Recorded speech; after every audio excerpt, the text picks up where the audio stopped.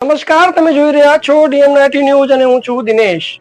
દેશની રાજધાની દિલ્હીને દહેલાવી નાખવાના એક મોટા આતંકી ષડયંત્રનો પર્દાફાશ થયો છે। સુરક્ષા એજન્સીઓએ એક એવા આતંકીને ઝડપ્યો છે જેનો નિશાનો હતો લાલ કિલ્લો। આખરે કોણ છે આતંકી, શું હતું તેનું પ્લાન અને કેવી રીતે ભારત એક મોટા હુમલાથી બચ્યું? જુઓ DM90 ન્યૂઝના આ ખાસ રિપોર્ટમાં। દેશમાં એક મોટો આતંકી હુમલો થવાનો હતો, પણ સમયસર મળેલી ગુપ્ત માહિતીના આધારે દિલ્હી પોલીસના સ્પેશિયલ સેલે એક મોટી સફળતા મેળવી છે। દિલ્હી બોર્ડર પરથી એક શંકાસ્પદ આતંકી શબીર અહેમદ લોનને ઝડપવામાં આવ્યો છે, જે મૂળ જમ્મુ કાશ્મીરના બાંદીપુરાનો રહેવાસી અને લાંબા સમયથી સુરક્ષા એજન્સીઓના રડાર પર હતો।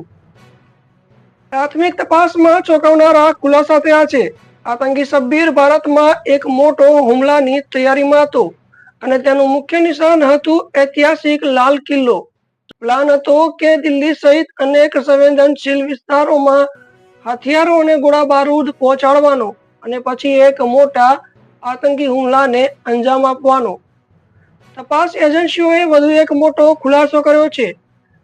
આરોપી શબ્બીરના તાર જોડાયેલા છે પાકિસ્તાની ગુપ્તચર એજન્સી ISI સાથે અને આતંકી સંગઠન લશ્કર-એ-તૈયબા સાથે। માહિતી મુજબ તે પોતાના પાકિસ્તાની હેન્ડલર સાથે સીધો સંપર્કમાં હતો અને તેમની સૂચનાઓ પર આ હુમલાની તૈયારી કરી રહ્યો હતો।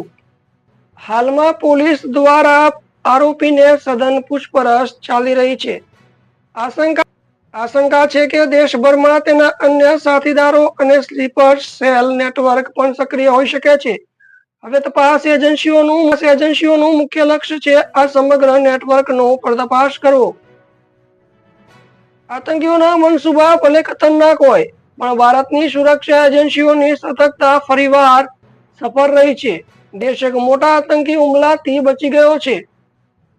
તમારું આ વિશે શું મંતવ્ય છે, કમેન્ટ કરીને જરૂર જણાવજો।